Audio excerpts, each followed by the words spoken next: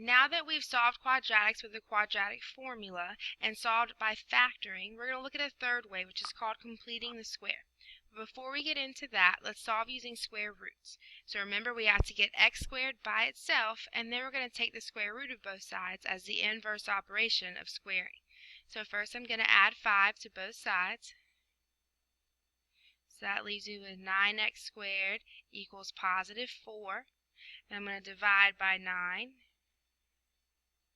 So I get x squared equals 4 over 9.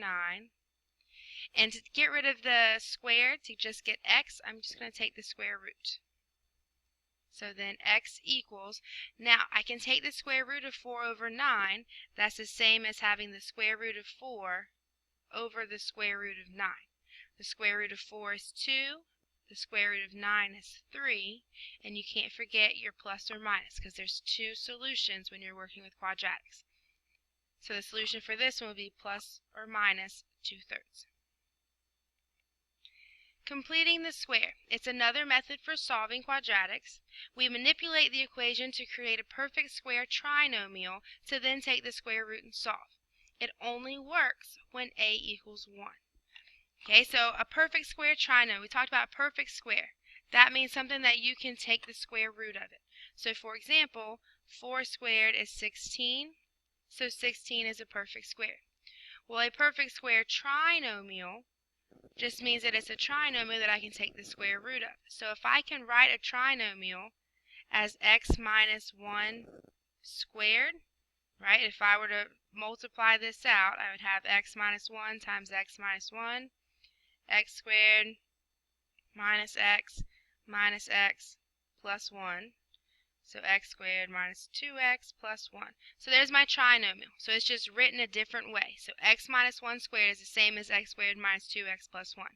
Because I can write it this way, I can take the square root. The square root's going to cancel out the squared, and I'm going to be left with x minus 1.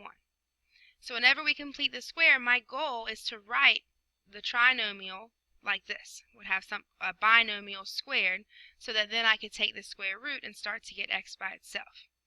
Keep in mind, this works when a is 1, so you can change it so that you can make your a 1, but generally speaking, I'd pick a different route if your a is not 1. So now we're going to give it a shot.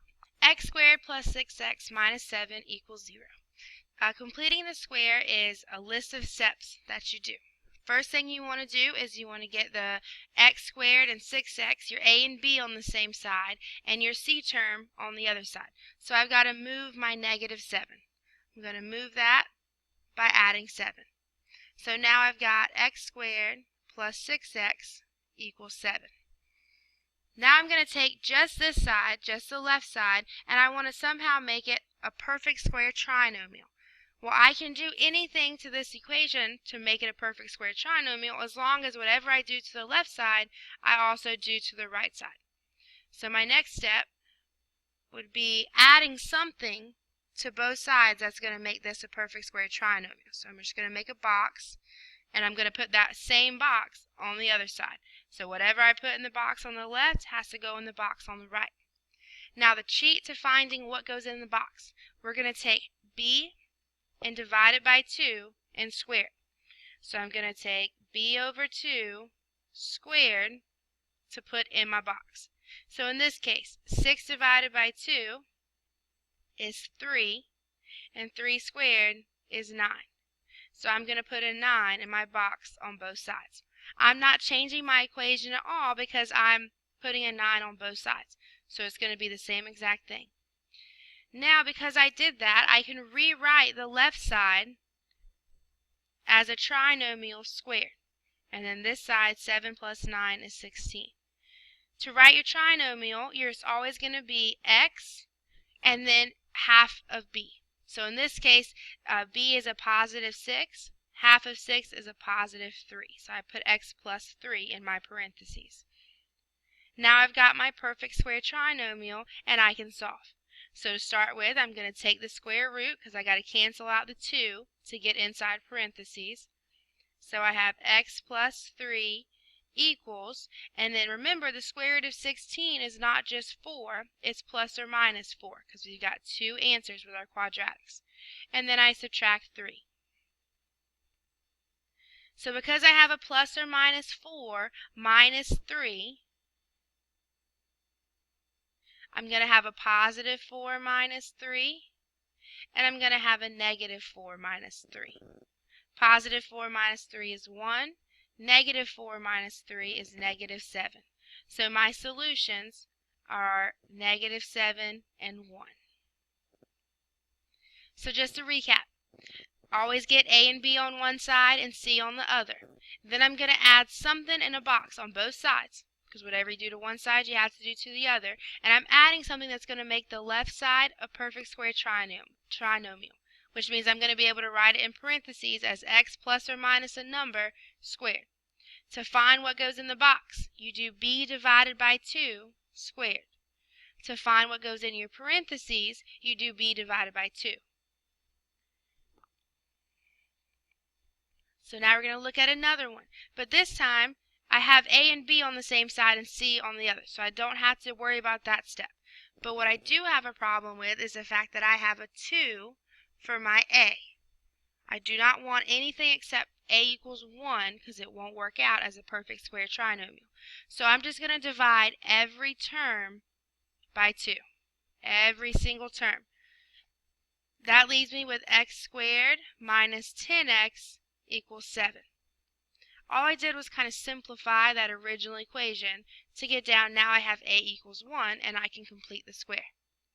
So I'm going to have x squared minus 10x plus a box equals 7 plus that same box. Now to find what goes in there, I got to do b divided by 2 squared. So for this one, my b is a negative 10.